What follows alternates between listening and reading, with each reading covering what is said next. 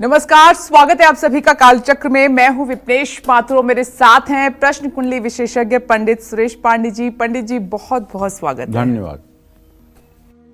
घर में है पारद तो नहीं होगा वास्तु दोष, जेब में है पारद तो नहीं होगी धन हानि, तिजोरी में है पारद तो साथ नहीं छोड़ेंगी धन लक्ष्मी। देखिए कालचक्र। जी हाँ, पारद यानी मरकरी, ये एक ऐसी धातु है जो सभी धातुओं में सर्वोपरि है, मूल्यवान और गुणवान है, जिसे भगवान शिव का स्वरूप माना जाता है। आज कालचक्र में हम पारद की ही बात करेंगे और पंडित सुरेश पांडे जी हमें बताएंगे कि घर या कार्यक्षेत्र में पारद से बनी देवी देवताओं की प्रतिमा या कुछ खास चीजें रखने से कैसे जीवन से तमाम परेशानियां धीरे धीरे दूर हो सकती हैं और चमत्कारी परिणाम आपको मिलने शुरू हो जाएंगे। इसके अलावा अगर आपका कोई भी प्रश्न है, मन में कोई भी सवाल आता है प्रोग्राम के दौरान, तो आप हमें कॉल कर सकते हैं। हमारा नंबर नोट कर लीजिए, नंबर है 012066524415। चलिए अपनी चर्चा की शुरुआत करते हुए सबसे पहले बात कर लेते हैं आपकी आमदनी की, जो कि बहुत महत्वपूर्ण है और इससे जुड़े हुए बहुत सारे सवाल पंडित जी से पूछे भी जाते हैं आपके द्वारा। तो अगर किसी को पैसे कमाने में बार बार रुकावटों का सामना करना पड़ता है तो उसे पारद से बनी किस चीज को अपने घर में जरूर रखना चाहिए ताकि ये जो रुकावटें हैं आपकी आमदनी को लेकर वो दूर हो सके। आइए पंडित जी से जान लेते हैं। पंडित जी, ये बहुत महत्वपूर्ण सवाल, और कितने सारे सवाल दर्शक पूछते हैं कि आमदनी पहले ठीक थी, अब नहीं हो रही है, सेविंग्स नहीं हो रही है, हम कमा नहीं पा रहे हैं, हार्डवर्क बहुत कर रहे हैं। तो आज पारद से जुड़ी हुई कोई चीज का समाधान बताइए। देखो विपनेश, मैं तो अपने सभी दर्शकों से एक ही बात कहता हूँ जी। दुनिया में दो ही बड़े, बहुत बार आपने बताया है। हाँ, दुनिया में दो ही बड़े जी। एक रुपया एक राम। जी। राम से मुक्ति मिलत है, रुपया से सब काम। इसलिए काम वही करो जिससे या तो राम जी मिल जाए या तो रुपया मिल जाए। दोनों इंपॉर्टेंट है और दोनों इंपॉर्टेंट है। तीसरा कोई काम ही मत करो। जी। तो कहने का मतलब यह है कि सच्ची बात बताऊं, अगर अपने दिल की बात कहूं तो बात यह है कि आदमी अगर दरिद्रता भोग रहा है, अभाव में जी रहा है, दुखों में रो रहा है, तो उसके पीछे भगवान कारण नहीं है, उसके पीछे दैव कारण नहीं है, उसके पीछे उसका कर्तव्य कारण है। अवश्यमेव भोक्तव्यम कृतम कर्मम शुभाशुभम। जैसा आप कर्म और आचरण करते हैं उसी के अनुसार आपको जीवन में फल मिलता है। लेकिन सच्चाई कुछ और, सच्चाई ये कि अपनी गलती नहीं मानेंगे। कई परत्र दुख पावई, सिर धुन धुन पछताय, काल ही कर्म ही ईश्वर ही मिथ्या दोष लगाए। जब बुरा दिन आएगा ना तो कहेंगे मेरे ऊपर किसी ने कुछ करवा दिया, मेरी दुकान को बंधन लगा दिया, मेरी बेटी की शादी में बंधन हो गया है, कुछ ऊपरी काला जादू हो गया है। अपना भाग्य खराब है, अपना कर्म खराब है, अपनी तरफ उंगली दिखाने की हिम्मत नहीं है कि मैं दुर्भाग्यशाली हूं, या मैंने पाप किया है, या मेरा आचरण नहीं ठीक है, या मेरी सोच नहीं ठीक है, जिसके कारण मैं दुख भोग रहा हूं। ये स्वीकार करने की हिम्मत नहीं है। ये कहना बहुत अच्छी बात है कि वो मेरी जेठानी ने जो है मिल करके किसी से कुछ करवा दिया है, और मेरी पड़ोसी चाहती है कि हर समय नींबू और पीपल के सूखे पत्ते हमारे घर में फेंक देती है, इसलिए ऐसा होता है। मतलब कुछ न कुछ बहाना दूसरे के ऊपर, अपने ऊपर नहीं। और मैं दावे के साथ कहता हूं कोई किसी का कुछ नहीं बिगाड़ सकता अगर आप सही रास्ते पर हो। निकुंभिला देवी पर मेघनाथ इतनी बड़ी यज्ञ कर रहा था जिसकी कोई सीमा नहीं, और राम जी सामान्य रूप से केवल युद्ध लड़ रहे थे। रावण भी मरा और रहा न को कुल रोवन हारा। रावण के कुल में कोई नहीं बचा जो रोने वाला भी बचा हो। तो अगर आप अन्याय पर हैं तो क्या आपका देवी देवता साथ देंगे? अगर आप न्याय पर और सत्मार्ग पर हैं, अगर आप अपने माता पिता का सम्मान करते हैं, भाई बहनों के साथ अच्छा व्यवहार करते हैं, अपने पत्नी की इज्जत करते हैं और अपने पति का सम्मान करती हैं, तो निश्चित मानिए कि आप पूजा पाठ कम भी करें तब भी भगवान आपके साथ रहेंगे। भक्ति योग, ज्ञान योग, कर्म योग, 3 प्रकार की उपासना बताई गई है जीव को, जिसमें हम तो कहते हैं कि आपसे पूजा नहीं होती है, मत करो भाई। आपसे जप नहीं होता है, मत करो। आप ज्ञानी नहीं हैं, मत करो। आप शरीर को मतलब कि नहीं मानते हैं, ना मानो। लेकिन आप एक काम तो करो कि आप जो भी काम करो वो दूसरे के हित के लिए करो। किसी का बुरा मत करो, किसी की निंदा मत सुनो, किसी की निंदा ना करो, किसी की शिकायत मत करो, चुगलखोरी मत करो। ये सब काम अगर रुक जाए तो सारी जिंदगी ठीक हो जाएगी। इसी तरह से अगर धन लाभ में बार बार रुकावट आ रही है तो अपने घर में आपको पारे से बनी एक लक्ष्मी जी की प्रतिमा स्थापित करनी चाहिए। पारे में चांदी मिला करके पारे की प्रतिमा बनती है, ये बात पक्की जान लीजिए। इसके नाम पर बड़ा डुप्लीकेट भी होता है। क्यों? पारे में गिलट मिला करके और उसको पारे का बना करके लोग बेच दे रहे हैं। इसकी पहचान ये है कि अगर पारा का असली श्रीयंत्र है या लक्ष्मी की प्रतिमा है या शिवलिंग है तो उस पर 2 चांदी का वर्क जो मिठाइयों पे लगाया जाता है, 2 चांदी का वर्क चिपका दीजिए और 2 घंटे बाद वो चांदी का वर्क गायब हो जाएगा, वो सोख लेगा। सोने की अंगूठी है, निकाल करके पारे के श्रीयंत्र या शिवलिंग से स्पर्श करा दीजिए चारों तरफ, अंगूठी सफ़ेद हो जाएगी, रंग बदल जाएगा। फिर अंगूठी का रंग आने में कम से कम घंटे, 2 घंटे, 3 घंटे का समय लगेगा। ये है पारे की असली पहचान। पारा सोना और चांदी को बहुत तेजी से खाता है।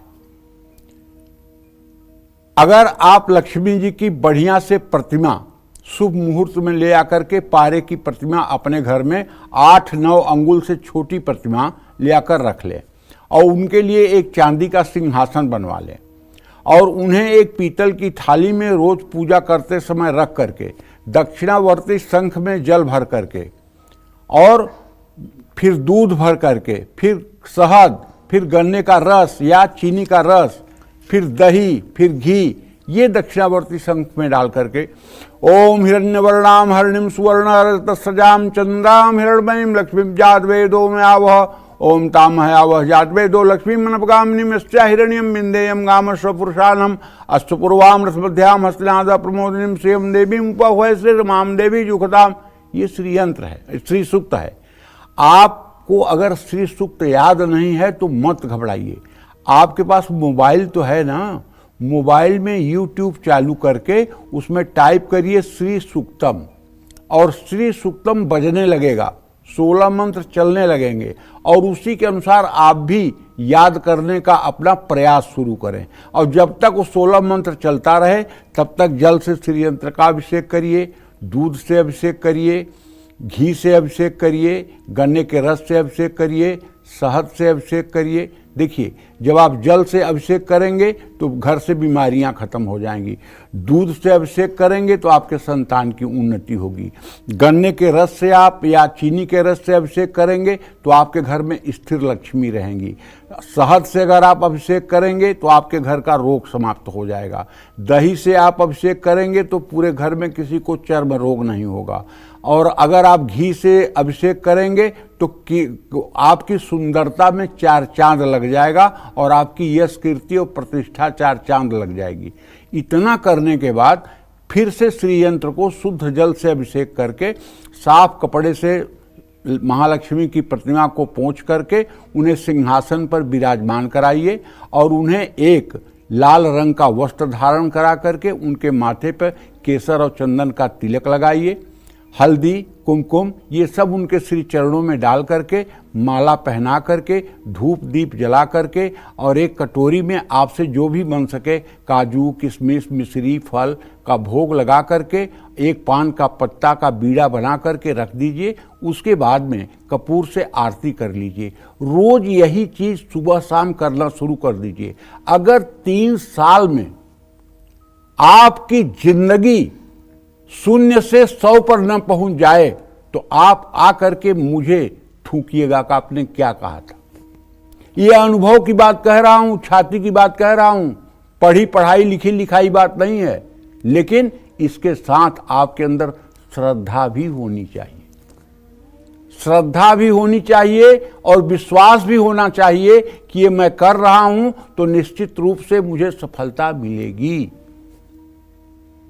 और जो लोग, जो महिलाएं, जो पुरुष इस नियम का पालन कर लेते हैं वो जीवन में कभी किसी के सामने हाथ फैलाने की नौबत में नहीं आते हैं। उनके घर में सब प्रकार की रिद्धियां सिद्धियां अपने आप रहती हैं। जय मां विंध्यवासिनी। तो पारद को लेकर पंडित जी के साथ हमारी चर्चा आगे भी जारी रहेगी और हम जानते हैं कि बहुत सारे कॉल्स इस वक्त हमें आ रहे हैं। थोड़ी देर में हम अपने तमाम दर्शकों से बात करेंगे, लेकिन अभी हम राशिफल की शुरुआत करते हुए मेष राशि की सबसे पहले बात कर लेते हैं। तो कैसी रहेगी आर्थिक स्थिति आपकी, कामकाज, रिश्ते, सेहत आज, और साथ ही क्या है आज का उपाय आपके लिए, शुभ अंक क्या है, शुभ रंग क्या है, जान लेते हैं। देखिए, वैसे आप अगर मेष राशि के जातक हैं तो घबराइए मत, लेकिन ग्रह गोचर आपके अनुकूल नहीं है, क्योंकि आपके व्यय भाव का स्वामी बृहस्पति धन भाव में है और धन भाव का स्वामी शुक्र व्यय भाव में है। तो व्यय और धन दोनों भाव के स्वामियों का एक्सचेंज हुआ है, इसलिए धन हानि की संभावना और कर्ज लेने की नौबत दिखाई दे रही है। लेकिन धैर्य रखिएगा, फैल मत जाइएगा, क्योंकि दिन अच्छा और बुरा ये आते जाते रहते हैं। ऑफिस में अगर नौकरी करते हैं तो आपको नई जिम्मेदारियां मिल सकती हैं, उसे बिना किसी अहंकार के स्वीकार करिए। वैवाहिक जीवन में थोड़ी अनबन की स्थिति बन सकती है, ज़्यादा भाग दौड़ से सेहत भी खराब हो सकती है। वाहन चलाते समय टेंशन न लें, सतर्क रहें। भगवान गणेश की मन लगाकर पूजा उपासना करें। शुभ अंक आपके लिए 6 है, शुभ रंग आपके लिए पीला है। जय मां विंध्यवासिनी। घर में दरिद्रता का वास है, कर्ज बढ़ता ही जा रहा है, तो ऐसे में पारद से बनी किस देव प्रतिमा को घर में स्थापित करके हर रोज उनकी पूजा करनी चाहिए, जिससे कि आप पर मां लक्ष्मी की कृपा हमेशा बनी रहे। आइए पंडित जी से जान लेते हैं। पंडित जी, कर्ज से मुक्ति कैसे पारद दिला सकते हैं? श्री यंत्र की बात अब कर रहा हूं। संपूर्ण ब्रह्मांड का जो स्वरूप है वही स्वरूप श्री यंत्र का है। यंत्रराज का वही स्वरूप है जो ब्रह्मांड का स्वरूप है, इसीलिए इसको यंत्रराज कहा जाता है। इसका उल्लेख तंत्रराज में, ललिता सहस्रनाम में, कामकला विलास में, त्रिपुरोपनिषद में जैसे प्राचीन ग्रंथों में भी आता है। पारद से बना श्री यंत्र अद्वितीय और भव्य माना गया है। जिस घर में पारद का श्री यंत्र होता है वहां गरीबी और दरिद्रता आ ही नहीं सकती है।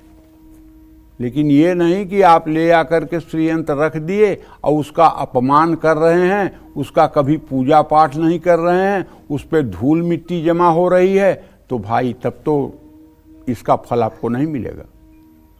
सुबह शाम आपको थोड़ा सा पूजा पाठ करना पड़ेगा। न ज़्यादा कर सकें तो श्री सूक्तम के मंत्रों को बोलते हुए जल से ही अभिषेक कर दें। उनके ऊपर रोली, चंदन, हल्दी, कुमकुम, सिंदूर, फूल, धूप, दीप, थोड़ा सा कुछ भोग प्रसाद, 1 गिलास में पानी और इसके बाद पान का बीड़ा, कपूर से आरती, ये सब तो करना पड़ेगा। इससे क्या होगा कि जो 8 प्रकार की महालक्ष्मी हैं, ये 8 लक्ष्मियां आपके संपूर्ण प्रभाव को आपके घर के ऊपर दिखाएंगी। श्री सूक्त के अनुसार जिस घर में पारद श्री यंत्र रहता है वहां मां लक्ष्मी साक्षात रूप में वास करती हैं। साक्षात रूप का मतलब ये थोड़ी है कि 4 हाथ लगा करके कमल पे बैठी हुई आके आपके घर में डांस करेंगी। अरे आपके घर के किसी महिला में ही वो प्रवेश कर जाएंगी और उस महिला के कदम जहाँ जहाँ चलेंगे तहाँ तहाँ वृद्धि होती रहेगी। किसी कुमारी कन्या में प्रवेश कर जाएंगी, जहाँ जहाँ वो उठेगी बैठेगी वहाँ वहाँ वैभव आ जाएगा। विद्या समस्ता स्तव देवी भेदा, स्त्रियाँ समस्ता सकला जगत्सु। और जो मूर्ख लोग देवियों की पूजा करते हैं, शक्ति की उपासना करते हैं और स्त्री जात का अपमान करते हैं, वो जंगल में रोएंगे और कोई सुनने वाला नहीं होगा।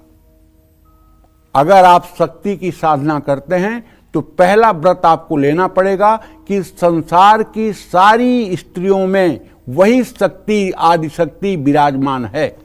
विद्या समस्ता स्तव देवी भेदा, स्त्रियां समस्ता सकला जगत्सु।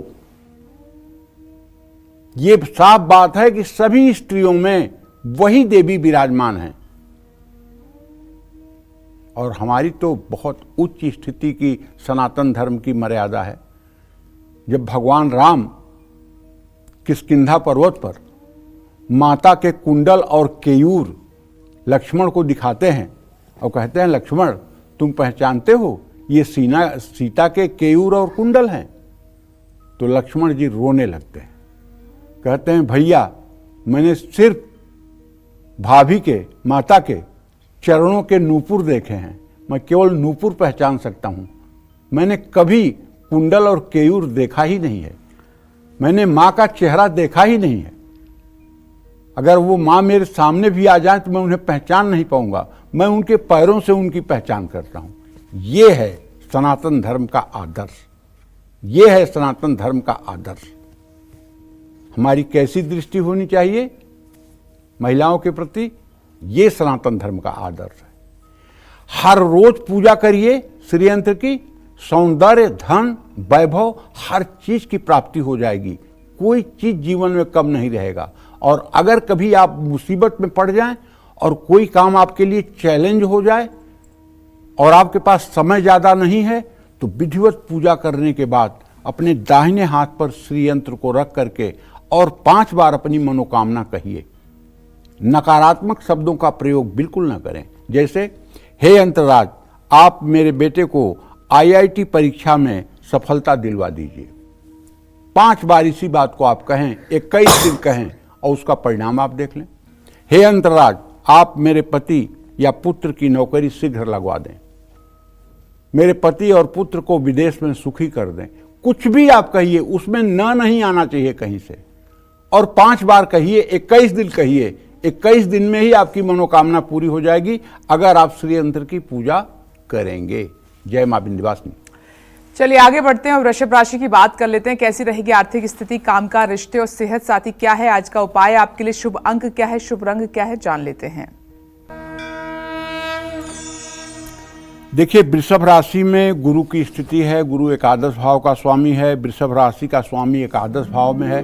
मैं कहना ये चाहता हूं कि लग्नेश और आयेश दोनों का स्थान परिवर्तन हुआ है, तो कहने का मतलब ये है कि धार्मिक कार्यों पर धन खर्च हो सकता है। और यदि आप नौकरी में बदलाव कर रहे हैं तो ये आपके लिए बहुत अच्छा है, लेकिन ध्यान रखिएगा, रिश्तों में संयम बना करके रखिए और अपने खान पान पर ध्यान दीजिए, तभी स्वास्थ्य ठीक रहेगा। आज सट्टेबाजी से दूर रहिए, किसी जरूरतमंद को भोजन कराइए। शुभ अंक आपके लिए 3 है, शुभ रंग आपके लिए नारंगी है। जय मां विंध्यवासिनी। और जब तक घर में दरिद्रता है तब तक मां लक्ष्मी घर में नहीं आएंगी, तो ऐसे में पारस से बनी किस पवित्र चीज को घर में रखने से दरिद्रता दूर होगी और मां लक्ष्मी का घर में स्थायी वास हो जाएगा, आइए जान लेते हैं। पंडित जी बताइए। देखिए, चाहे जैसी मूर्ति रख लीजिए और चाहे जैसी लक्ष्मी की प्रतिमा रख लीजिए और चाहे जो उपाय कर लीजिए, जब तक आपका खान पान और आचरण और सोच तीनों ठीक नहीं होगी तब तक दरिद्रता जाने वाली नहीं है। पक्की बात बता रहा हूं। अगर आपका खान पान, आपकी सोच और आपका चरित्र ये तीनों सनातन धर्म के अनुकूल हैं, तो आप विश्वास करिए, आपकी एक अगरबत्ती आपको वैकुंठ का सुख दिला सकती है। अगर आप धर्माचरण कर रहे हैं और फिर भी आपको पूर्व जन्म के प्रारब्ध के अनुसार गरीबी और दरिद्रता भोगना पड़ रहा है, जैसे सुदामा जी तो बहुत शुभ आचरण कर रहे थे, लेकिन उनको दरिद्रता और गरीबी पूर्व जन्म के कारण भोगना पड़ रहा था, तो कभी कभी ऐसा भी होता है कि अच्छे कर्म करने वाले भी अभाव और दरिद्रता की जिंदगी जीते हैं। ऐसे में आपको क्या करना है? ऐसे में दरिद्रता का दंश मिटाने के लिए आपको पारद धातु से बनी माँ लक्ष्मी की 2 चरण पादुकाएं अपने घर में स्थापित करनी चाहिए। उसमें जो माता के चरण में 24 चिन्ह हैं वो चिन्ह बने होने चाहिए। चरण पादुका में बना कमल, स्वास्तिक, कलश, चक्र, मत्स्य, त्रिकोण, त्रिशूल, शंख, सूर्य, ध्वजा जैसे चिन्हों की हर रोज चंदन लगा करके पूजा करनी चाहिए। और अगर हो सके तो इसे आप अपने पूजा स्थान में रखें और उस का जो आगे वाला हिस्सा है उसको मूर्ति की तरफ रखें, अपनी तरफ ना रखें। इसी तरह से अलमारी में भी उसको आप अपने तिजोरी में भी स्थापित कर सकते हैं, इससे भी लाभ मिलता है।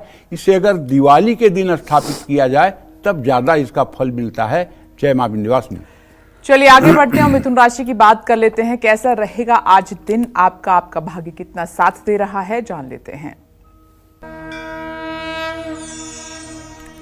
मिथुन राशि के जातकों को बताना चाहूंगा कि आपके राशि में मंगल की स्थिति है। आपका राशि स्वामी बुध इस समय 10वें भाव में नीच राशि में राहु के साथ गोचर कर रहा है। आज आपका पेमेंट कहीं फंस सकता है। ऑफिस के काम में दिन भर व्यस्तता रहेगी। परिवार के साथ घूमने की योजना आप बना सकते हैं, लेकिन अगर आपके पिता बुजुर्ग हैं तो आपको उनके स्वास्थ्य का भी ध्यान रखना चाहिए। अपने से बड़े लोगों से ज़्यादा बहस नहीं करनी चाहिए। शिवलिंग पर दूध और जल चढ़ाना चाहिए। शुभ अंक आपके लिए 5 है। शुभ रंग आपके लिए गुलाबी है। जय मां विंध्यवासिनी। कर्क राशि की हम आगे बात करेंगे, लेकिन इस वक्त छपरा से सुनीता जी हमारे साथ फोन लाइन पर जुड़ गई हैं। स्वागत है आपका। अपना प्रश्न पंडित जी से कीजिए। चलिए उनसे संपर्क हमारा नहीं हो पा रहा है, लेकिन संतोष जी इस वक्त हमारे साथ मौजूद हैं। स्वागत है आपका। अपना सवाल पंडित जी से कीजिए। प्रणाम पंडित जी। हाँ, सदा सुखी रहो बेटा। मेरे 2 प्रश्न हैं। एक तो मेरी तबीयत ठीक नहीं रहती है, तो क्या कोई बड़ी बीमारी तो नहीं बनेगी? दूसरा प्रश्न है, मेरी बहू की डेट ऑफ बर्थ है 4/5/85, 9:40 PM दिल्ली। उसका ना एक तो पति से तालमेल नहीं बैठता और हमें भी कुछ अपना नहीं समझती है। कोई ऐसा उपाय बताइए कि प्यार से जीवन गुजरे। कोई बहुत गुस्से वाली है वो। आप कितने साल के हैं? 68 ईयर्स। हाँ, तो मैं आपको बताना चाहूँगा कि आपके रोग भाव का स्वामी चंद्रमा है जो 7वें भाव में बैठा हुआ है। आपको कोई विशेष रोग नहीं है। नसों में खिंचाव है और हड्डियों में दर्द की स्थिति है। आप शनिवार को सरसों के तेल गुनगुना करवा करके अपने शरीर में मसाज कर लिया करिए। पेट और सीने को छोड़ करके बाकी पूरे शरीर में मसाज कर लिया करिए और गुनगुने पानी से नहाना शुरू करिए। 7 शनिवार ये उपाय करिए और शनिवार को पीपल के पेड़ के नीचे सुबह जल चढ़ाइए, शाम को सरसों के तेल का दिया जलाइए, पीपल की 7 परिक्रमा करिए। ये उपाय आपके सेहत में काफ़ी हद तक सहायक होंगे। वैसे एक बात जान लीजिए कि अब वृद्धावस्था का शरीर है, कुछ न कुछ परेशानियां तो रहेंगी, लेकिन अगर आप मानसिक रूप से अपने को प्रसन्न रखने का प्रयास करें तो मैं बताना चाहूँगा कि अगर आप पढ़ी लिखी हों तो आपको रामायण 1 घंटे रोज़ पढ़ना चाहिए। रामचरितमानस रोज़ आपको 1 घंटे पढ़ना चाहिए और 1 महीने में पूरी रामायण ख़त्म करनी चाहिए। देखिए, अब आपकी ज़िंदगी के 68 साल बीत गए हैं। पता नहीं कब मतलब कि जो है काल खड़ा रहेगा और कहाँ आपको दबोच लेगा। तो कम से कम अगर 2-4 बार आप पूरा रामायण पढ़ लेंगी तो कम से कम आगे का रास्ता अच्छा हो जाएगा। जहाँ तक आपने अपने बहू के बारे में प्रश्न पूछा है, तो देखो, बहू के भाव का स्वामी बृहस्पति है जो इस समय शुक्र के घर में विद्यमान है। किसी का नेचर और सिग्नेचर नहीं बदला जा सकता है। बहू जैसी भी है उसी स्वरूप में उसको स्वीकार करो, उसी स्वरूप में उसको प्यार करो, उसी स्वरूप में उसको आत्मीयता प्रदान करो और अपने बेटे से कहो कि वो भी पत्नी का सम्मान करे और पत्नी की भावनाओं का आदर करे। एक न एक दिन उसके अंदर सुधार आएगा, उसे अपनी गलती महसूस होगी और वो पॉजिटिव हो जाएगी। हाँ, उपाय करने की बात है तो मैं आपको एक उपाय बताता हूँ। आप 5 किलो चावल और 1 मोती की माला, ये आप सोमवार के दिन किसी अपने कुल पुरोहित को दान करके देख लीजिए, आपके बहू में चमत्कारिक परिवर्तन हो जाएगा। जो महिलाएं मोती दान किए रहती हैं, जो महिलाएं चावल दान किए रहती हैं, उनको बेटी और बहू अच्छी मिलती हैं। ये हमारे शास्त्र की मान्यता है। अगर बेटी और बहू अच्छा चाहिए तो मोती और चांदी दान करना चाहिए। अगर दामाद और बेटा अच्छा चाहिए तो दूध और चीनी दान करना चाहिए। ये सनातन धर्म की बात है। जय मां विंध्यवासिनी।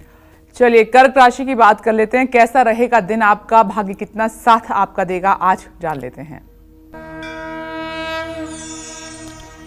देखिए, चंद्रमा की स्थिति इस समय सिंह राशि में है। मघा नक्षत्र में चंद्रमा गोचर कर रहा है, लेकिन आपके व्यय भाव में मंगल बैठा हुआ है जो आपके दशम भाव का स्वामी है।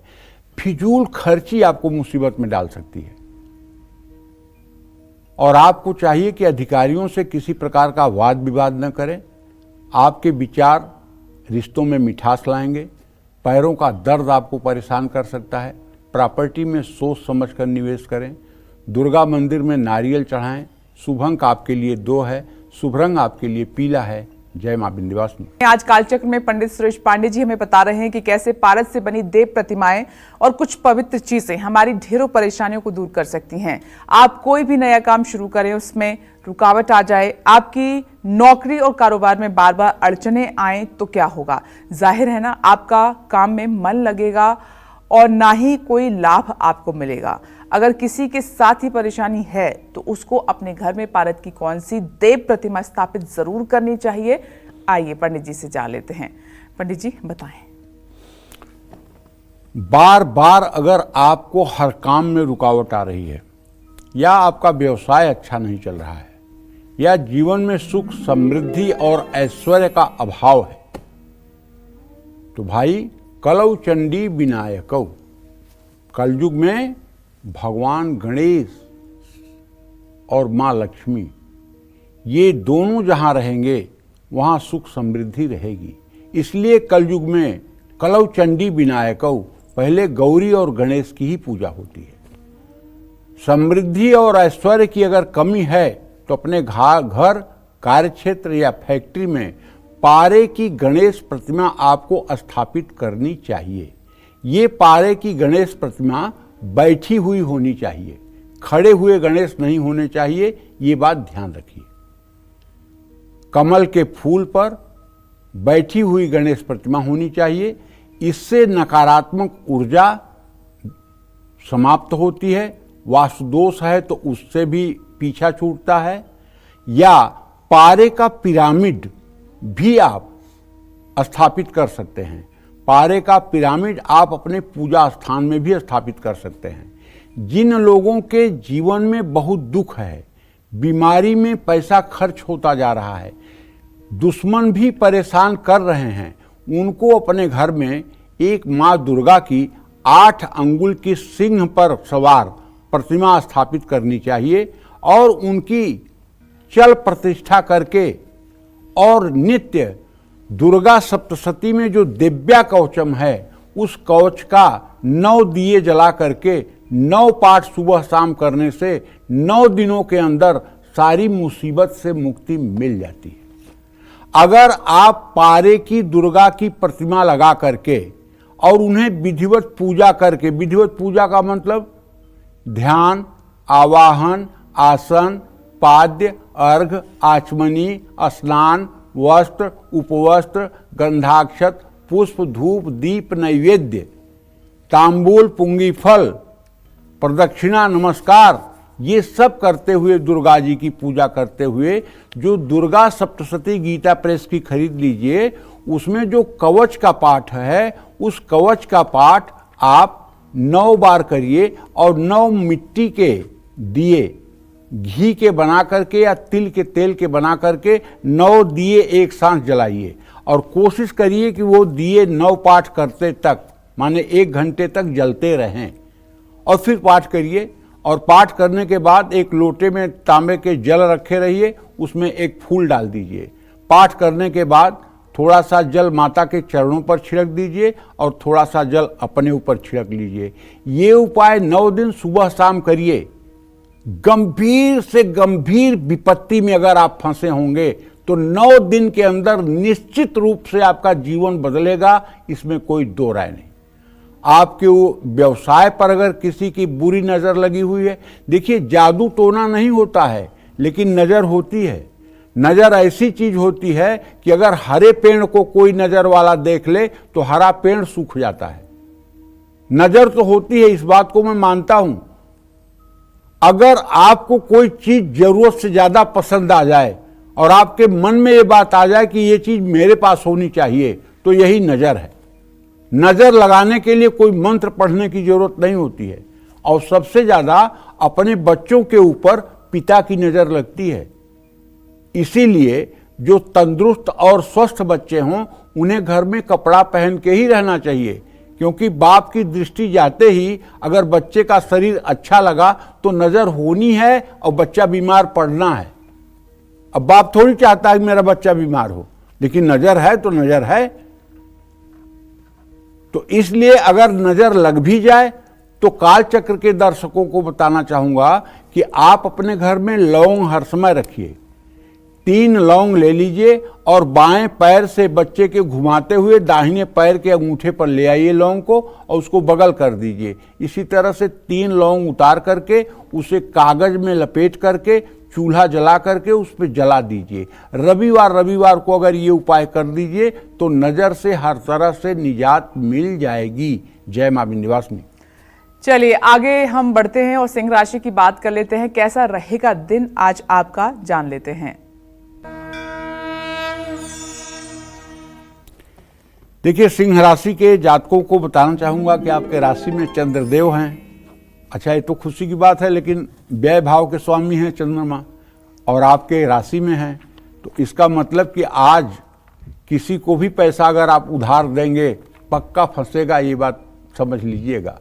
अगर आपकी ऐसी स्थिति हो कि आप दे करके भूल सकते हैं तो दीजिएगा, वरना अपने आप को रोकिएगा। ऑफिस में अपने काम को समय पर निपटा लीजिए। पारिवारिक मतभेद समाप्त होगा। आलस्य और थकान थोड़ी सी महसूस हो सकती है। बिना सोचे समझे कोई बड़ा फैसला नहीं लेना चाहिए। घर से माता पिता का आशीर्वाद लेकर के बाहर निकले। शुभ अंक आपके लिए 9 है। शुभ रंग आपके लिए सुनहरा है। जय मां विंध्यवासिनी। डिस्कशन को आगे बढ़ाते हैं और अब बात करते हैं बदलते समय में परिवारों में आ रहे बदलाव की। अगर घर में नास्तिक माहौल है, पैसों की बर्बादी होती है और छोटी छोटी परेशानियों में लोग तनाव में आ जाते हैं, तो ऐसे में घर में पारद से बनी कौन सी चीज आपको जरूर रखनी चाहिए, बता रहे हैं पंडित जी। पंडित जी, ये अमूमन आम प्रॉब्लम है घर में, तो पारद कैसे समस्या को दूर कर सकते हैं? देखो विपिनेश, आज के 40 साल पहले के हिंदुस्तान में 2-4 गांवों में ढूंढने पर एकाक दिमाग के रोगी मिलते थे, और आज 40 सालों में कोई ऐसा घर नहीं है जिस घर में 1-2 दिमाग के रोगी न हो। कोई नींद की गोली खा रहा है, कोई एंजाइटी की गोली खा रहा है, कोई डिप्रेशन की गोली खा रहा है, मतलब हर घर में। क्यों? कारण क्या है? इस पर कभी कोई सोच रहा है? पहले क्या होता था कि अगर हर घर में नहीं होता था तो गांव में ही लोग 10-20 लोग इकट्ठा होकर के हरे राम राम राम हरे हरे, हरे कृष्ण कृष्ण कृष्ण हरे हरे तालियां बजा करके 10-20 मिनट कीर्तन कर लेते थे सामूहिक रूप से। जी। घरों में भी लोग बैठ करके कीर्तन कर लेते थे, तालियां बजाते थे। इससे एक्यूप्रेशर होता था और स्वास्थ्य ठीक रहता था। अब सब खत्म। अब अध्यात्म की कोई चर्चा ही नहीं है परिवार में। अब परिवार में ये चर्चा है कि तुम्हें IIT करना है, तुम्हें डॉक्टर बनना है, तुम्हें IPS बनना है, तुम्हें IAS बनना है। अब परिवार में बचपन से पहले यही टॉनिक पिलाया जा रहा है। भगवान को प्रसाद भी लगाना है, परोपकार भी करना है, सबके प्रति अच्छा व्यवहार भी करना है, भूखे को भोजन कराना है, जीवों पर दया करनी है। ये सब कोई शिक्षा नहीं है जी। मातु पिता बालकन बोलाई, उदर भरई सोई धर्म सिखाई। माता पिता अपने बच्चों को बुला करके केवल 2 बात सिखाते हैं, भैया चोरी मत करना, चरित्रहीनता मत करना, जैसे भी अपनी रोजी रोटी चले वो करना, उसमें कोई बुराई नहीं है। जब रोटी चलाने के लिए ही पशु की तरह उनको सिखाओगे, अध्यात्म की शिक्षा नहीं दोगे, तो वो कहाँ से सुखी रहेंगे? तो चाहे पारे को ले आके रख लो और चाहे और कोई अमृत ले आके रख लो, अगर आपके अंदर अध्यात्म बल नहीं है, आपके अंदर मानवता उच्च कोटि की नहीं है, तो ये सब चीजें बेकार हैं जी। साफ बात। ये मत कोई कल क्लेम करना कि पंडित जी आपने तो कार्यक्रम में बताया था कि पारे का ये रख लो तो ये हो जाएगा। अरे अपना कर्म भी ठीक करो। अगर कर्म ठीक करोगे, हाँ, आप दवाई खाइए और दवाई के साथ परहेज मत करिए। खांसी आ रही है, खांसी का सिरप पीजिए और आइसक्रीम खाइए, तो कहिए दवाई नहीं फायदा कर रही है। परहेज भी तो करना पड़ेगा ना। बिल्कुल, बिल्कुल। हाँ, तो इसलिए जिन घरों में तनाव ज्यादा है, पूजा पाठ की तरफ बच्चों का मन नहीं लगता है, जिनके घर में पैसों की बर्बादी की जाती है, जहां दुर्भाग्य का साया है, ऐसे घरों में पारद का एक कुबेर का यंत्र बनवा करके रखना चाहिए और कुबेर यंत्र उत्तर दिशा में रखना चाहिए। और यदि आप कुबेर यंत्र की पूजा करेंगे और कुबेर यंत्र का आवाहन पूजन करेंगे तो निश्चित रूप से आपके घर में सुख समृद्धि रहेगी। जय मां विंध्यवासिनी। तो पंडित जी के साथ हमारी चर्चा ऐसे ही जारी रहेगी। अभी हम आगे बढ़ते हुए कन्या राशि की बात कर लेते हैं। कैसी रहेगी आर्थिक स्थिति आपकी, कामकाज, रिश्ते, सेहत साथी क्या है आज का उपाय आपके लिए, शुभ अंक क्या है, शुभ रंग क्या है, जान लेते हैं।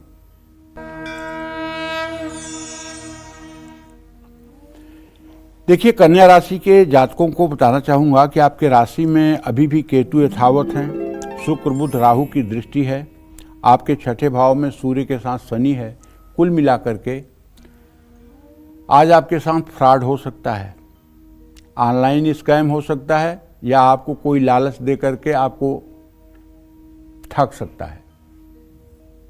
ऑफिस में आज दिन भर व्यस्तता रहेगी, जीवन साथी से रिश्ते और मजबूत होंगे। बच्चों को मौसमी बीमारियां परेशान कर सकती हैं। आज नौकरी में बदलाव करने का समय ठीक नहीं है, नक्षत्र ठीक नहीं है। घर के मुख्य द्वार पर घी का दिया जलाइए। शुभ अंक आपके लिए 1 है, शुभ रंग आपके लिए लाल है। जय मां विंध्यवासिनी। आगे बढ़ते हैं। कोई भी नहीं चाहता कि उसके परिवार पर कोई संकट आए, पारिवारिक रिश्तों में दरार आए, लेकिन अगर किसी के घर में ऐसा हो रहा है तो उसको पारद से बनी किस एक सामग्री को अपने घर में जरूर स्थापित करना चाहिए और उसकी हर रोज पूजा करनी चाहिए, बता रहे हैं पंडित जी। पंडित जी बताइए। देखिए, परिवार से संकट और कलेश को दूर करने के लिए घर में शिव परिवार की पारद प्रतिमाओं की स्थापना करनी चाहिए। पारे के भगवान शिव, पारे की मां पार्वती, पारे के स्वामी कार्तिकेय, पारे के भगवान गणेश और पारे के नंदी। अगर ये छोटे छोटे रूप में, अच्छा कुछ लोग तो इतने ढीठ हैं कि लोगों से कह देते हैं कि अपने घर में शिवलिंग मत रखना। अरे कैसे भगवान माफ करेंगे, तुम्हें इतना गलत बात बोल रहे हो। दुर्गा शिव मानस पूजा में लिखा हुआ है, आत्मा त्वम गिरजामती सहचरा प्राणा शरीरम गृह पूजा ते विषयोपभोग रचना निद्रा समाधिस्थिति संचारः पदयो प्रदक्षिण विधि स्त्रोतानि सर्वा गिरो यद कर्मम क्रियते तदखिलम संभोत व आराधनम। जिस शिव को अपने आत्मा का स्वरूप बता करके कहा गया है कि आप मेरे आत्मा स्वरूप हैं और आप मेरे शरीर में निवास करें, मेरा शरीर आपके निवास करने योग्य स्थान है, उन्हें आप घर के मंदिर में नहीं रखने की बात कर रहे हो। अभी हमसे विपनेस कर रही थी कार्यक्रम में जब ब्रेक हुआ था कि पंडित जी कुछ लोग कहते हैं कि घर में शिवलिंग नहीं रखना चाहिए। ऐसे लोगों को मैं क्या कहूँ, भगवान ही उन्हें, भगवान शिव ही सद्बुद्धि दें। लेकिन अगर आप मेरा कार्यक्रम सुन रहे हैं तो मैं पूरी गारंटी के साथ कहता हूं, घर में शिवलिंग रख करके उसकी पूजा आराधना करने में कोई दोष नहीं है। बस शिवलिंग अंगूठे के आकार का से बड़ा न हो। अगर नर्मदेश्वर शिवलिंग है तो कुछ बड़ा भी हो सकता है, लेकिन अगर पारे का शिवलिंग है या चांदी का शिवलिंग है या तांबे का शिवलिंग है तो वो, या स्फटिक का शिवलिंग है तो अंगूठे के आकार से बड़ा नहीं होना चाहिए। इसे आप अपने घर के पूजा स्थान में रख सकते हैं और इसका रोज पूजा करने से पारिवारिक जीवन में, वैवाहिक जीवन में हर प्रकार का सुख रहता है, संतान सुख की प्राप्ति होती है, सुख समृद्धि मिलती है। शिव परिवार की पारद प्रतिमा की स्थापना शिवरात्रि, प्रदोष काल, नागपंचमी जैसे मुहूर्त में या महाशिवरात्रि जैसे मुहूर्त में करना चाहिए। जय मां विंध्यवासिनी। चलिए आगे बढ़ते हुए तुला राशि की हम बात कर लेते हैं। आज आपका दिन कैसा रहेगा, भाग्य कितना साथ देगा, जान लेते हैं।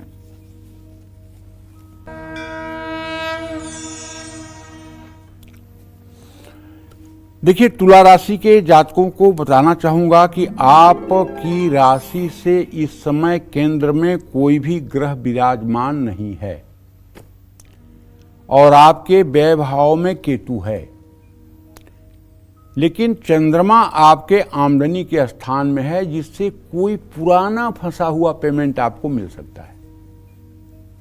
अपनी कार्यशैली में बदलाव करने की आपको जरूरत है। घर में मेहमान आ सकते हैं, स्वास्थ्य आपका अच्छा रहेगा। रोजाना आपको योग प्राणायाम करते रहना चाहिए। और आज एक बात ध्यान रखिएगा कि आज हो सके तो आपको दक्षिण दिशा की यात्रा बिल्कुल नहीं करनी है। विद्यार्थियों में शिक्षा से जुड़ा सामान बांट सकते हैं। शुभ अंक आपके लिए 5 है।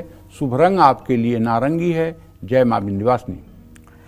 अपने डिस्कशन को आगे बढ़ाएं उससे पहले गाजियाबाद से अश्विनी जी हमारे साथ फोन लाइन पर जुड़ गए हैं। आपका बहुत बहुत स्वागत है। अपना प्रश्न पंडित जी से पूछिए।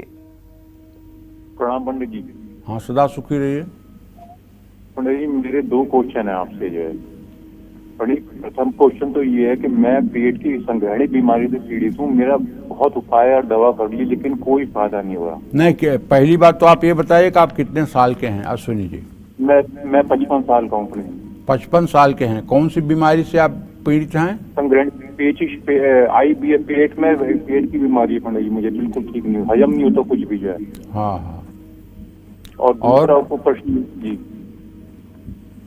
और दूसरा प्रश्न ये है पंडित जी कि मेरा जिस घर में रहता हूँ साथ में 2 भाई और रहते हैं। मैं इस घर को बेचना चाहता हूँ, प्रॉपर्टी का कुछ प्रॉब्लम की वजह से, लेकिन घर नहीं बिक पा रहा। हमारे एक भाई ना बिकने देना चाहते हैं, ना खुद निकलना चाहते हैं। बस ये 2 क्वेश्चन। देखिए, पहले प्रश्न का जवाब तो ये है अश्विनी भैया कि आपके छठे भाव का स्वामी बुध इस समय व्यय भाव में शुक्र और राहु के साथ है। डाइजेशन की जो प्रॉब्लम है, ये आपके आंतों के प्रॉब्लम से ये चीज़ है। मैं आपको बताना चाहूँगा इसका ज्योतिषीय उपाय जो है वो तो ये है कि आप बुधवार के दिन 1 पाव मूंग भिगो करके और गाय को खिलाना शुरू करिए। इससे निश्चित रूप से आपको लाभ मिलेगा। और दूसरा उपाय ये है कि अगर हो सके तो पीपल का गुदा, पीपल का छाल हटा दीजिए, उसके बाद पीपल का थोड़ा सा गुदा निकाल लीजिए और उसको किसी मतलब कि तांबे के लोटे में पानी भर करके उसी में वो गुदा डाल दीजिए और सुबह उसको छान करके और 1 गिलास पानी जो है आप पी लीजिए। ये उपाय आप 10 दिन कर लीजिए। मुझे जहाँ तक लगता है कि आपकी डाइजेशन भी ठीक होगी और अगर आपके आंत में किसी प्रकार की कोई घाव वगैरह की समस्या हो गई होगी तो उससे भी आपको राहत मिल जाएगी। जहाँ तक घर का प्रश्न है तो दूसरा प्रश्न होने से चंद्रमा से छठे भाव मंगल, अभी भाइयों के दिमाग में बहुत नकारात्मक विचार भरा हुआ है। एकदम कोई सहृदयता नहीं है, किसी के परिस्थिति के प्रति किसी के अंदर संवेदना नहीं है। मुझे जहाँ तक लगता है कि अभी आपका घर का कोई समाधान होने में 1 साल का समय लग सकता है। तब तक अगर हो सके तो आप नित्य हनुमान चालीसा और बजरंग बाण का पाठ किया करें, उसी से आपको राहत मिलेगी। जय मां विंध्यवासिनी। अगर आपको हर क्षेत्र में परेशानी का सामना करना पड़ रहा है, हर तरफ असफलता ही मिल रही है, तो ऐसे में आपको अपने घर में पारद की कौन सी चीज या देव प्रतिमा स्थापित करनी चाहिए, आइए जान लेते हैं। पंडित जी बताइए। देखिए, सभी क्षेत्रों में सफलता पाने के लिए अपने घर में पारे का शिवलिंग स्थापित करके उसकी हर रोज पूजा करनी चाहिए। जानते हैं पारे का शिवलिंग पहला काम क्या करता है? घर का वास्तु दोष दूर करता है। चाहे किचन का वास्तु दोष हो, चाहे बाथरूम का वास्तु दोष हो, बस एक वास्तु दोष से दूर नहीं कर पाते हैं। वो वास्तु दोष है ईशान कोण में शौचालय का होना, क्योंकि ये स्थान इन्हीं का है। ईशान माने शिव जी, ईशान कोण माने शिव जी का स्थान, और वहां जब शौच क्रिया की जाएगी फिर ये भी नहीं संभालेंगे, वहां के लिए ये भी माफीनामा नहीं देंगे। इसलिए जिस घर में ईशान कोण में शौचालय है उस घर में चाहे जितने पुरुषार्थी और पराक्रमी पुरुष पैदा हो जाएं, लेकिन उस घर को सुख और संपन्नता कभी नहीं दिलवा सकते। इसलिए उसका तो उपाय ही है कि वहाँ से टॉयलेट बंद कर देनी चाहिए और वहाँ पर एकदम साफ सुथरा स्थान बना देना चाहिए। पारद शिवलिंग का स्पर्श करने मात्र से रोगों से मुक्ति मिलती है और पारद शिवलिंग का अभिषेक करने से बाकी शिवलिंग की तुलना में हजारों गुना ज्यादा लाभ मिलता है। पारद शिवलिंग को घर में स्थापित करके हर रोज बेलपत्र अर्पित करने से सब प्रकार की मनोकामना पूरी होती है। जय मां विंध्यवासिनी। चलिए आगे बढ़ते हैं और वृश्चिक राशि की हम बात कर लेते हैं, कैसा रहेगा दिन आज आपका, आइए जान लेते हैं। वृश्चिक राशि पर बृहस्पति की भले ही दृष्टि है, लेकिन छठे भाव का स्वामी अपने भाव से छठा है। इसका मतलब आज किसी से बेवजह वाद विवाद हो सकता है। अगर आप ट्रांसफर पोस्टिंग वाले जॉब में हैं तो आपको आज ट्रांसफर का लेटर भी मिल सकता है। आज परिवार के साथ समय बिताने का मौका मिलेगा। त्वचा से संबंधित कुछ रोग हो सकता है। पिछली किसी बुरी घटना की याद आपको नहीं करनी चाहिए। पानी में 2 चुटकी हल्दी डालकर नहाना चाहिए। शुभ अंक आपके लिए 2 है। शुभ रंग आपके लिए सुनहरा है। जय मां विंध्यवासिनी। चलिए बात करते हैं धनुराशि की, क्या कहता है धनुराशि का राशिफल, कैसा रहेगा आज का पूरा दिन, आइए जान लेते हैं। चलिए तो धनु राशि के जातकों को बताना चाहूंगा कि आपका राशि स्वामी बृहस्पति वृषभ राशि में अपने भाव से छठे भाव में गोचर कर रहा है। आपके धन भाव का स्वामी तृतीय भाव में शनि है। बृहस्पति और शनि की चतुर्थ दशम स्थिति इस बात का संकेत कर रही है कि सोच समझ करके किसी की मदद करें। ऑफिस में सहयोगियों का साथ मिलेगा। परिवार में आपका मान सम्मान बढ़ेगा। लेकिन आप डायबिटीज के पेशेंट हैं तो अपना ध्यान रखिए। ओवर कॉन्फिडेंस में आकर के खान पान मत खराब करिए और समय का सदुपयोग करिए। भगवान गणेश को लड्डू और दूर्वा चढ़ाइए। शुभ अंक आपके लिए 3 है। शुभ रंग आपके लिए पीला है। जय मां विंध्यवासिनी। और अब बारी है मकर राशि की, चलिए बात कर लेते हैं और जानते हैं कि आज आपका भाग्य कितना साथ देगा। अगर आपकी मकर राशि है तो आपके धन भाव का स्वामी शनि धन भाव में ही बैठा हुआ है और चंद्रमा से परस्पर सप्तम है। इसका मतलब कि आज पैसों से लेकर के आप कोई बड़ा डिसीजन ले सकते हैं। ऑफिस में अपने विरोधियों पर भी आपको ध्यान देने की बहुत ज़रूरत नहीं है। धैर्य बनाकर रखिए वरना रिश्ते बिगड़ेंगे। सिर का दर्द आपको परेशान कर सकता है। जल्दबाजी में कोई किसी के संकोच में आकर के दस्तखत ना करें, कोई गारंटी न लें। आज हनुमान चालीसा का पाठ करें। शुभ अंक आपके लिए 4 है। शुभ रंग आपके लिए सफ़ेद है। जय मां विंध्यवासिनी। कुंभ राशि की बात कर लेते हैं और जान लेते हैं कि आज आपका भाग्य कितना मजबूत है। कुंभ राशि में सूर्य और शनि की स्थिति है। सूर्य शनि परस्पर लगने सप्तमेश हैं। पैसों को लेकर जोखिम बिल्कुल मत लीजिए क्योंकि आपके धन भाव में राहु है। हाँ, नौकरी अगर आप करते हैं तो आपका प्रमोशन हो सकता है। माता पिता के साथ अच्छा समय व्यतीत होगा। किसी बात को लेकर के अंतर्मन आपका अशांत रहेगा। किसी भी काम में आलस्य बिल्कुल मत करिए। काली उड़द की दाल का दान किसी जरूरतमंद को करिए। शुभ अंक आपके लिए 7 है। शुभ रंग आपके लिए आसमानी है। जय मां विंध्यवासिनी। और अब बारी है मीन राशि की, बात कर लेते हैं और जानते हैं कि आज आपका दिन कैसा रहने वाला है। यदि आप किसी की सहायता करना चाहते हैं और वो भरोसेमंद व्यक्ति है तो आप उसकी मदद जरूर करें। नई नौकरी के लिए बुलावा आ सकता है। काफ़ी समय बाद परिवारजनों से मुलाकात होगी। पुराने रोग में भी सुधार होगा। योग प्राणायाम आपको करना चाहिए। बच्चों को लेकर लापरवाही बिल्कुल ना बरतें। आज किसी बुजुर्ग और ज़रूरतमंद की मदद करें। शुभ अंक आपके लिए 5 है। शुभ रंग आपके लिए नीला है। जय मां विंध्यवासिनी। चलिए बात कर लेते हैं आज के लक्की ईमेल कुंडी विजेता की। आज के हमारे ईमेल कुंडी विजेता हैं झांसी उत्तर प्रदेश के रहने वाले प्रिंस दुबे और उनकी माताजी श्वेता दुबे हमारे साथ फोन लाइन पर मौजूद हैं। आपका बहुत बहुत स्वागत है।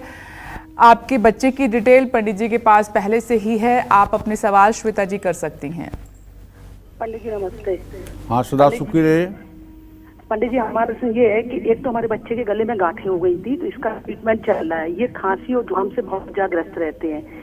इनकी पढ़ाई कैसी चलेगी? और दूसरा, हमें हर बार एक ही सपना आता है कि इसकी हम उंगली पकड़ के कहीं जा रहे हैं तो ये तालाब में उसमें गिर गया है, तो कोई ऐसी अंत या वो तो नहीं है? और इसके उपाय मुझे प्लीज बता दीजिए। देखो, तुम्हारा बेटा मीन राशि में पैदा हुआ है, मीन लग्न में पैदा हुआ है, इसकी वृषभ राशि है, मृगशिरा नक्षत्र में पैदा हुआ है। राशि का नाम इसका वेंकटेश है। तो कहने का मतलब ये है कि इसका रोग भाव का स्वामी सूर्य लग्न में बैठा हुआ है। रोग भाव का स्वामी जब लग्न में सूर्य बैठता है तो ऐसे में गुल्म रोग, गांठ का रोग, हल्का हल्का शरीर में बुखार बना रहने का रोग ये देता है। इसके लिए तो आपको सूर्य के वैदिक मंत्रों का 31,000 मंत्र जप 12 ब्राह्मणों द्वारा एक दिन रविवार को कराना चाहिए। हवन तर्पण मार्जन कराना चाहिए, ब्राह्मणों को भोजन कराना चाहिए। ये उपाय आपको हर 6 महीने पे 4 बार करवाना चाहिए। और 5 किलो गेहूं का आटा, 1 किलो गुड़, 1 तांबे का लोटा, 3 मीटर लाल कपड़ा, ये 5 रविवार किसी मंदिर के पुजारी को भी दान करना चाहिए। इससे बच्चे का रोग ठीक होगा, इसमें कोई दो राय नहीं है। जहाँ तक पढ़ाई का विषय है तो चंद्रमा उच्च राशि में तृतीय भाव में है, इसके टैलेंट में कोई कमी नहीं है। अगर भगवान की कृपा से इसका स्वास्थ्य जल्दी ठीक हो जाए तो बहुत अच्छा पढ़ेगा। लेकिन एक गारंटी श्वेता मैं दे सकता हूँ, और तो ज़्यादा नहीं जानता हूँ, ज्योतिष की बहुत ज्ञान नहीं है मुझे, लेकिन एक गारंटी दे सकता हूँ कि तुम्हारा बेटा दीर्घायु है। इसके जीवन को कोई खतरा नहीं हो सकता है। रोग चाहे जितना खतरनाक हो जाए और चाहे जितना कष्ट मिल जाए, लेकिन बच्चे के जीवन को कोई नुकसान नहीं होगा, नहीं होगा, नहीं होगा। इसलिए आप एकदम निश्चिंत होकर के ठीक ठाक ढंग से उसका इलाज करें। और हो सके तो हर सोमवार को आप शिवलिंग पर गाय का कच्चा दूध और बेलपत्र चढ़ाना शुरू कर दें। इससे भी आपका बच्चा स्वस्थ हो जाएगा। जय मां विंध्यवासिनी। और पंजाब संगरूर से परवीन जी हमारे साथ जुड़ गई हैं। स्वागत है आपका। अपना सवाल पंडित जी से पूछिए। हेलो। हाँ, हेलो, जय विंध्यवासिनी पंडित जी। जय मां विंध्यवासिनी बेटा। पंडित जी, मैं ये पूछना चाहती हूँ, मेरी जो मम्मी जी हैं, कांता देवी है उनका नाम, वो मतलब कि मेरे पापा जी और मम्मी में बिल्कुल नहीं बनती, और दो बेटा भी कोई इज्जत नहीं करते हैं। तो वो मेरे घर आए हुए हैं इस टाइम, तो उनके लिए क्या करना चाहिए? और कोई बेटा बहू इज्जत नहीं करते हैं, तो ये उपाय बताइए पंडित जी, जिससे हमारे घर में शांति आए। घर क्लेश वगैरह बहुत रहता है। आप अपनी माता जी से कहिए कि वो हर बृहस्पतिवार के दिन केले के पेड़ में जल और हल्दी डालना शुरू कर दें, और थोड़ी सी 100 ग्राम चने की भीगी हुई दाल और गुड़ ये गाय को खिलाना बृहस्पतिवार को शुरू कर दें। 16 बृहस्पतिवार ये उपाय कर लें, निश्चित रूप से घर में सामंजस्य की स्थिति बनेगी। और जैसा इन्होंने अपने सास ससुर के साथ किया होगा वैसा व्यवहार इनके साथ भी हो जाएगा। चलिए अपने सबसे स्पेशल सेगमेंट की शुरुआत करते हुए बात करते हैं पारद से बनी उस चीज की जिसे पहनने से आपका आत्मविश्वास बढ़ेगा और बीमारियों से पीछा भी आपका छूटेगा।